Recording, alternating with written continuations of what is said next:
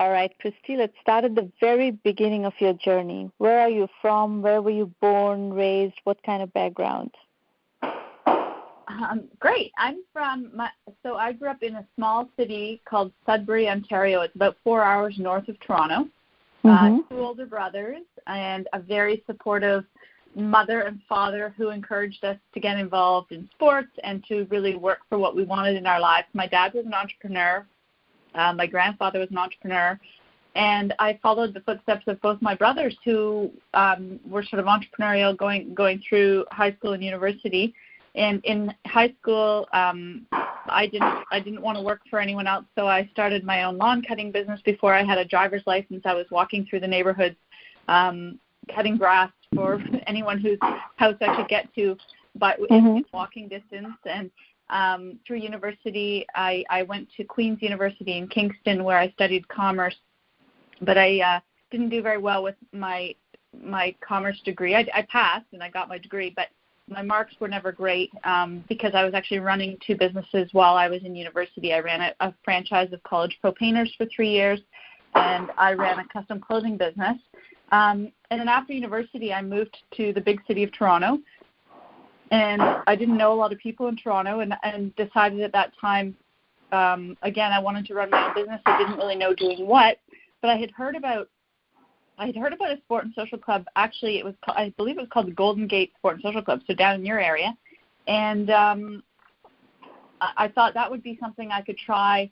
I loved sports. I loved connecting with people. And so I thought that would be something I could try in Toronto because it would maybe help me to connect and meet with more people. It was sort of looking for an opportunity within my own problem. And so in 1996, I started up the Toronto Sport and Social Club.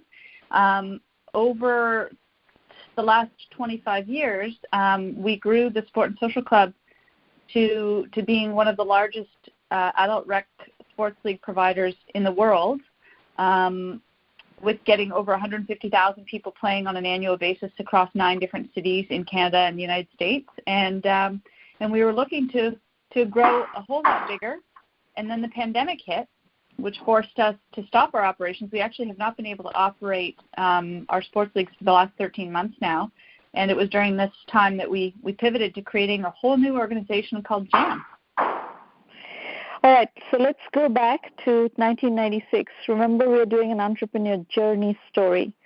So let's try to understand first what you did with the sports league, and then we'll come back to the pandemic time and how you pivoted and all that. So go back to 2006 and tell me, what did you do to launch your sports league? Sure, yeah. So 1996, I moved to Toronto, didn't know a lot of people. This was before, I didn't even have an email address. That's how early days this was, right before the internet really had become very popular. I remember in January of 96, I picked up my address book, a paper book filled with all my contacts, and I picked up the phone and started calling people and saying, this is my idea. I'm thinking of running, sports leagues for adults, soccer, basketball, flag football, ultimate frisbee, beach volleyball. Do you think you'd like to sign up and play? And I would call everybody in my address book, and I would say, if you know anyone who you think might be interested, will you send me their contact info? So I literally had friends faxing me their address books, and then I would go through their address books, and I would call everyone in their address book, and I would tell them my idea. And I just kept doing that until I had about 800 names on my list, and I wanted to send out a paper newsletter, and I couldn't afford enough stamps for 800 newsletters. I could only afford 400. Luckily, my boyfriend at the time, who later became my business partner, he was a semi-pro cyclist, so he delivered 400 of those newsletters by bicycle, and I paid for stamps for the other 400. And so that was how we got our very first season off the ground. I sent out 800 newsletters. I ended up, the week before I was ready to get the league started, I only had 13 teams signed up. And for what game? What sport? For 5 different sports: soccer, flag football, basketball, beach volleyball, and ultimate frisbee.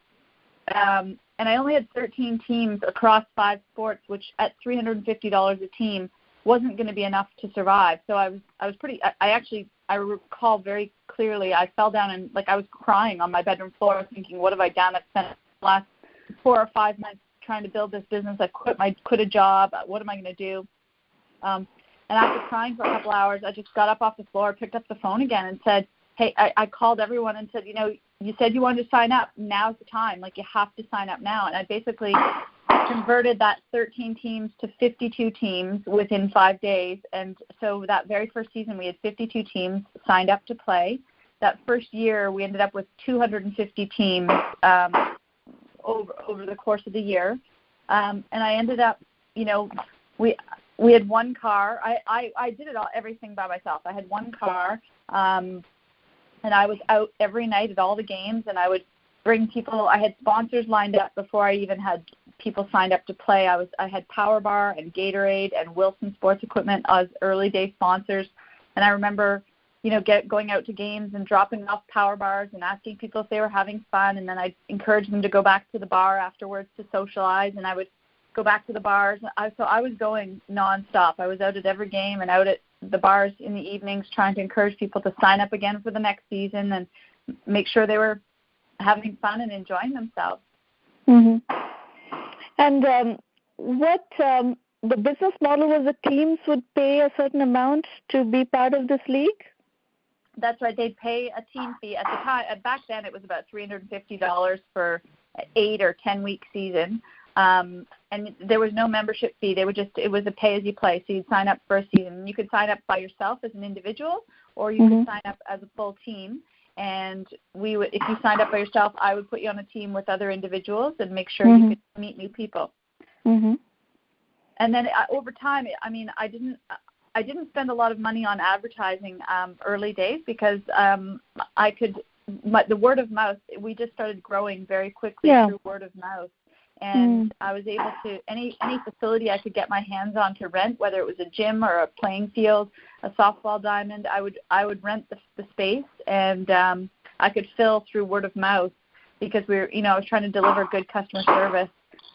And so over time, built it up to, in 2019, we had over 11,000 teams that played with us, and it was doing 8 figures in revenue.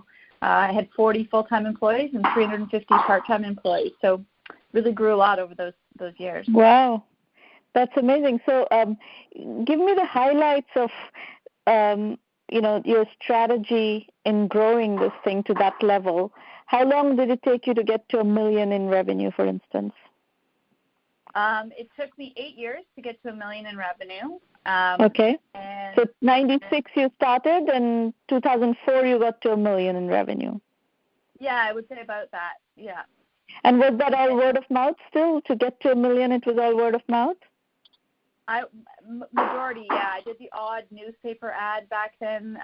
We didn't have a website until probably 1999 or 2000, I think. It was a really different time to grow a business back then.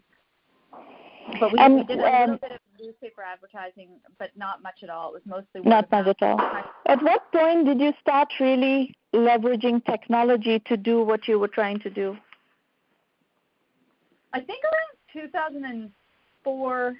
I'm actually a bit foggy on this. At one point, we did build our own platform, which we have our own proprietary platform that does everything from the front end registration. Like you can pick whatever, you sign up online, you put your whole team together online. It's all automated, so your teams get reminders about their games. They can. When did you start putting that automation in?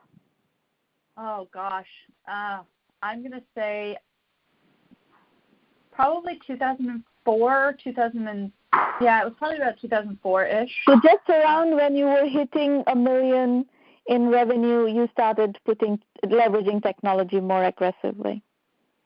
Yeah, we tried to keep up with technology. As technology was becoming more and more available, we obviously started to try and capitalize on using technology. Early days, it was mailing your registration form in a piece of paper and a stamp, sending your check in. Well, once we could start doing automated payments online and stuff, of course we switched over, but it was just, we were in line with the times, I would say. Yeah. Okay.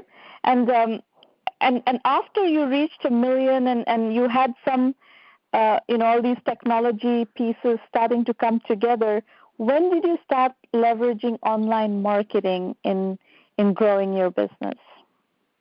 Because obviously your business is highly amenable to online marketing. Yeah. So to be honest with you, for the first 10 years of running the business, from 96 to 2006, I was very invested in the business. I was very active and involved. But I also had 3 children during that time. And I actually wanted, my conscious choice was to have a lifestyle business. I wasn't trying to grow and be a massive organization. I wanted to have a business that allowed me a lifestyle with kids, I wanted to be able to go on field trips and that kind of thing. So I chose to stay local. And then from 2006 to 2016, I stepped back and I was not very involved in the day-to-day. I took about 16 weeks a year off. I was working, I had a great team. The business ran without me. I didn't need to be around all the time. I was working maybe 20 hours a week, just checking in on things, but I wasn't involved in day-to-day operations. And again, that was a conscious choice. But by 2016, 20 years in, my kids were older. They didn't want to hang out with me as much. I was a bit bored and needed a new challenge. And I was debating selling the business. And I went and I really thought about what is the legacy that I want to leave. And it's interesting that to hear what your vision is for 1Mby1M.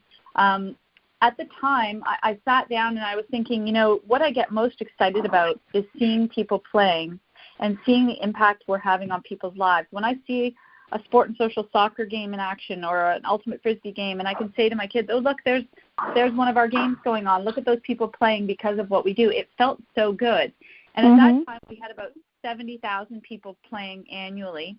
And so that was when I decided in 2016, instead of selling the business, I wanted to grow it. And I decided to grow it through mergers and acquisitions. So from 2016 to 2019, I did 8 acquisitions and started to really expand the footprint of the cities we were in. And that was the plan, was to grow even further that way. But in February of 2020, I had 2 acquisitions in the works that would have doubled the size of our organization. But because of the pandemic, both of those acquisitions we had to put on pause. And so the intention is to grow again that way. And so to answer your question about marketing and digital marketing, it really wasn't until about 2016 when we started to really grow that we actually started to build a marketing team. We didn't even have a marketing team before that. Everything was just let's deliver good customer service, and word of mouth will do what we need, because we didn't want to expand outside of our local area. So what was your revenue in 2016 when you decided to switch gears? I have to look that up. Somewhere, probably, I'm guessing, let me just check.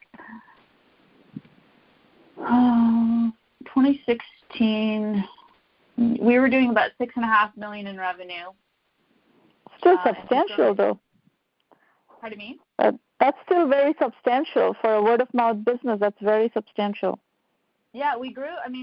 We cared a lot about our customers. We delivered good service, and we built a nice-sized business just without, it was great. It was a great lifestyle business, but it wasn't going to be anything that, it wasn't going to touch 1 million lives. And so it was in 2016 that I decided I want to get 1 million people playing. That's the legacy I wanted to leave, was let's grow this business to get 1 million people playing. And the only way to do that was going to be through acquisitions. And what was the model? Can you discuss the model of your acquisition? What was the financial engineering that you were doing with the acquisitions that you did?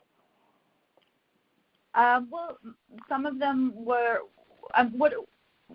was buying other clubs in our city. Some were buying clubs in other cities. Some of them were majority of them were 100% purchases. One of them was a majority share purchase because it was in a new area that I wanted to make sure we had relationships on the ground and I really wanted to work with a good partner who would also benefit from our growth by partnering with us, because we, most of them were much smaller organizations than our own. And that will be the goal going forward, is to try and get to do acquisitions, but in a partnership form. So buy a majority stake so that we can use our head office services and get some synergies through shared services, but I'll still have a partner on the ground in local areas who's driving growth and who's going to benefit from being part of a larger organization. The multiple, when you're a small organization doing, under $1 million in revenue, the multiple isn't going to be as big that you would be valued at when you're doing, a lot larger revenues and EBITDA.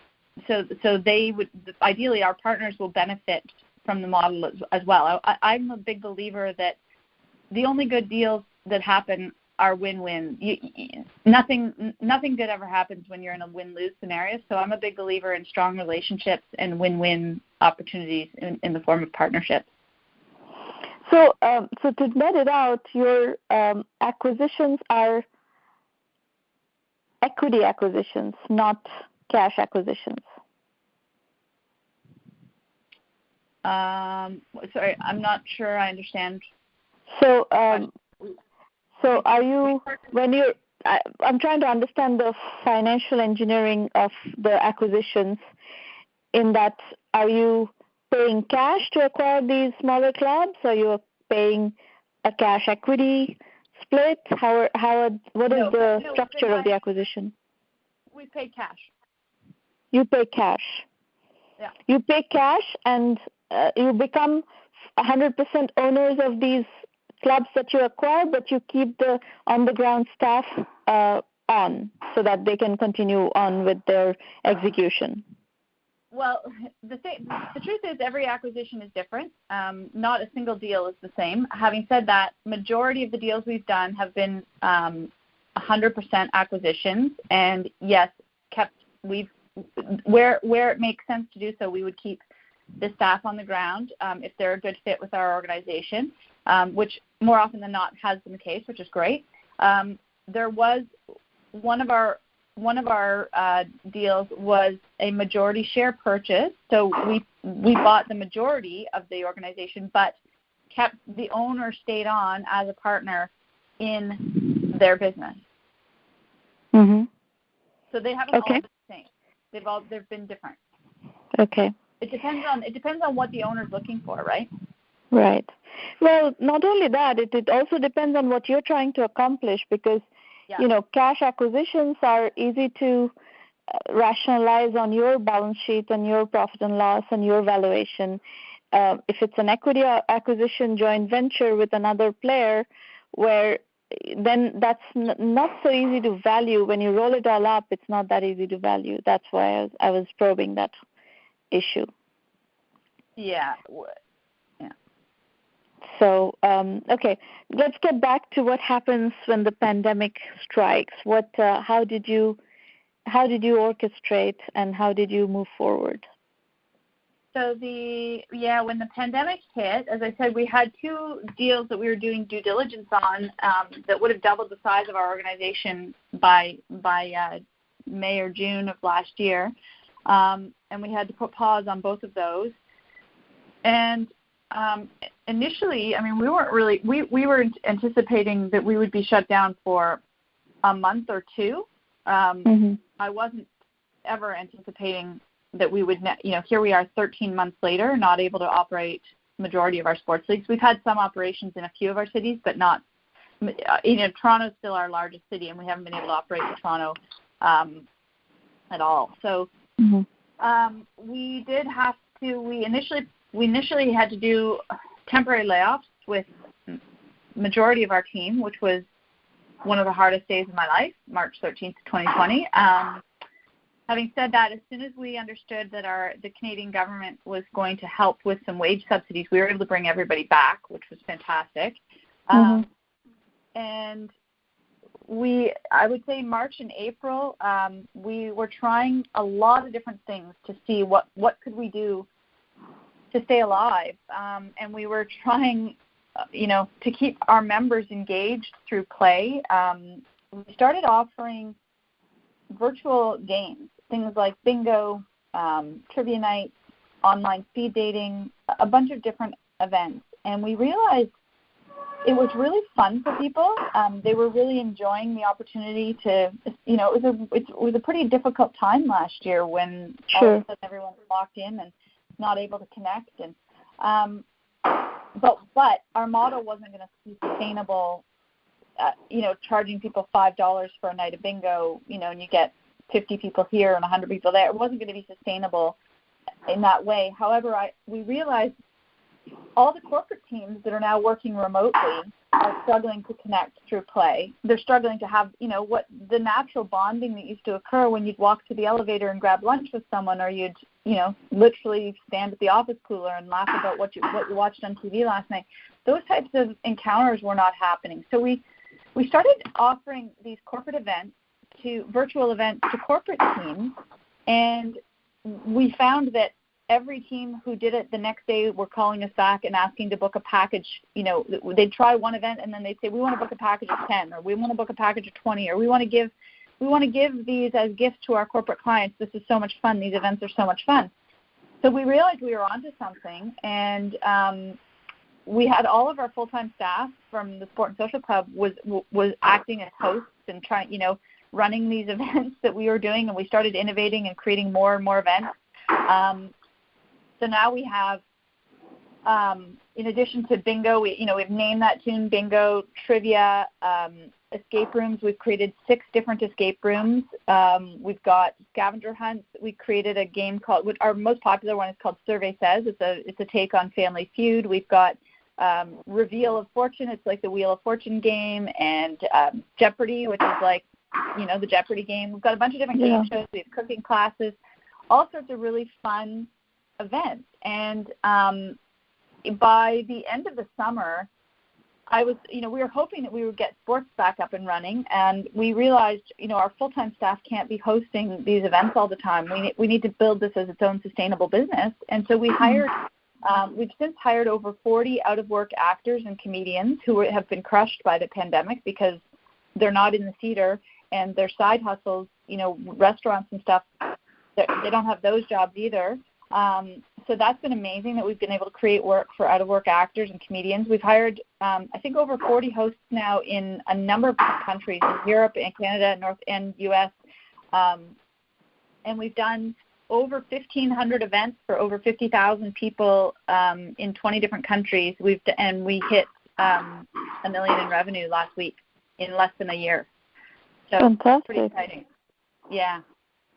But your sports league business has come to a complete standstill. That revenue is completely halted.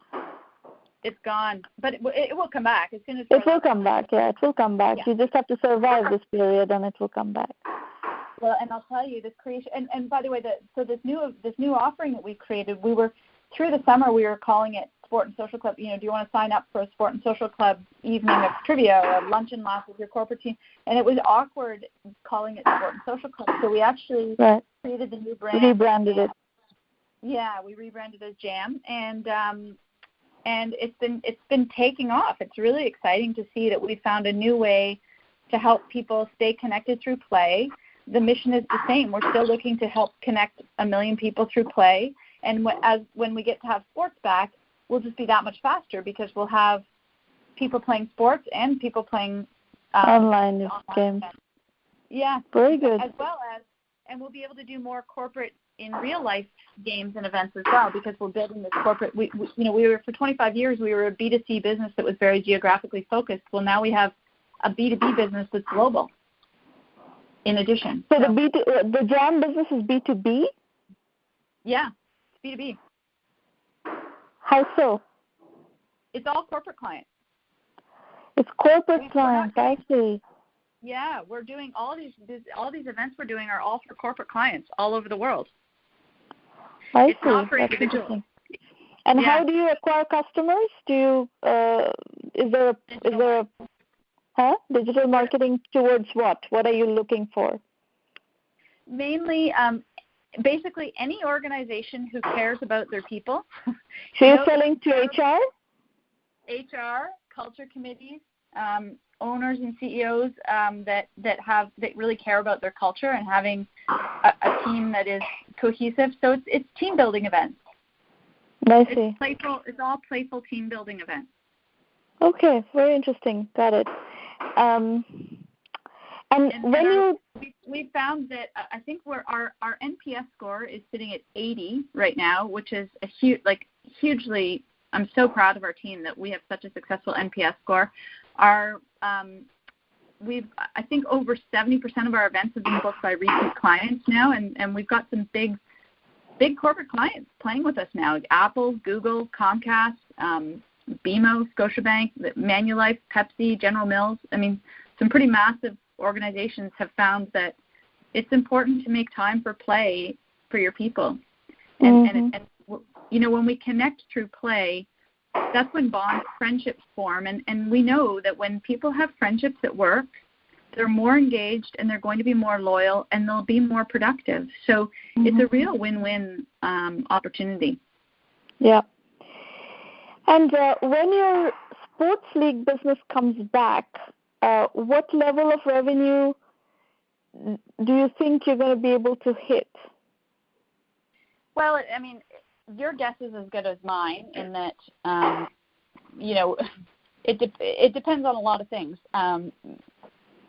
I think a lot of people have really been missing out on their soccer games or their weekly beach volleyball game, right? Like, I think people are anxious to get back. Yes, I know that for a fact. That I have a son who plays rugby, and he's dying to go back to playing rugby. Mm-hmm.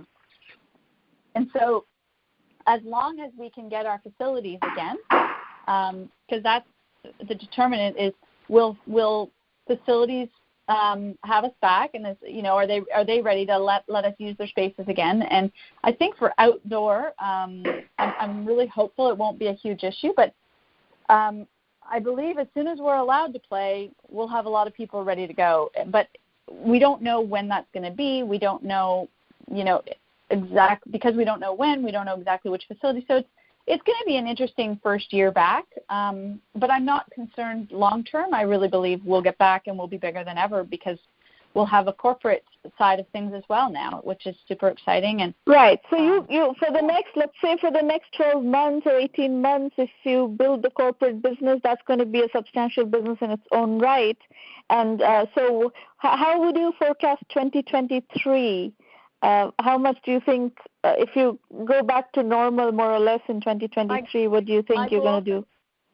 Yeah, my goal for the vision I actually shared a vision with our team. Our vision for 2023 is to be at $25 million in revenue or greater. Interesting.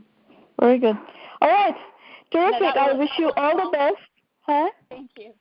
I was going to say that would involve doing some acquisitions to get there, but that's the goal, between growing Jam and growing the acquisition business. Yeah. Very good. Very good. Let me see if we are connected. What is your email address, Kristi?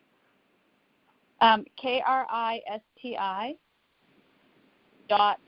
.HEROLD at sport SPORT social SOCIAL club CLUB.com.